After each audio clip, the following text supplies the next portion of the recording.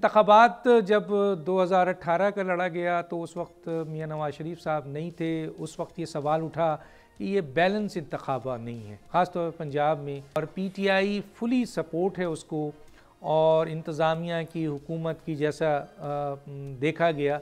लेकिन मियां नवाज शरीफ साहब और उनकी पार्टी जो है उसको सपोर्ट नहीं है, मियां साहब नहीं है, बैलेंस इंतख़ाब नहीं है।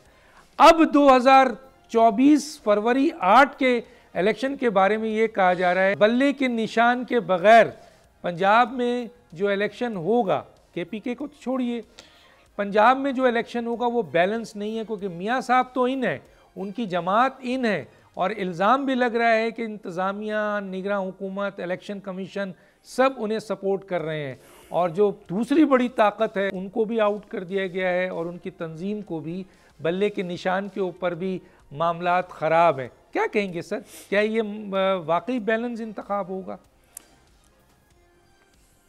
डॉक्टर साहब बिल्कुल, मैंने आपको पहले एक अपना ये इसका जवाब दिया था कि जिस तरह माजी के हमारे तकरीबन 7-8 इंतखाब हुए, ये इलेक्शन उसी किस्म का होगा। 2013 के इलेक्शन को आप देख लीजिए, उस वक़्त पीपल्स पार्टी की जो क़यादत थी वो घर से बाहर नहीं निकल सकती थी, बिकॉज उनको सिक्योरिटी थ्रेट्स थे। उसके बगैर इलेक्शन हुए। 2018 के इलेक्शन में मियां नवाज शरीफ साहब जेल में थे, उनके एक पाकिस्तान की एक बहुत बड़ी मेजर पॉलिटिकल पार्टी थी, उसके बगैर ये उसकी क़यादत जेल में थी, उसके बगैर इलेक्शन हुए। तो ये देखें, ये तो पीटीआई की जो फ़िलासफ़ी है वो तो बड़ी वाज़ेह है। अब सारी दुनिया को समझ आ जानी चाहिए, बल्कि आ भी चुकी है कि वो फ़ैसले अगर उनके हक़ में हों और उनकी सहूलतकारी होती रहे, जिस तरह माजी में होती, जिस तरह 18 में वो हुई, या उससे 18 से पहले भी धरनों में हुई, तो उनके लिए वो इलेक्शन भी काबिल कबूल हैं, उनके लिए वो सिस्टम भी काबिल कबूल है।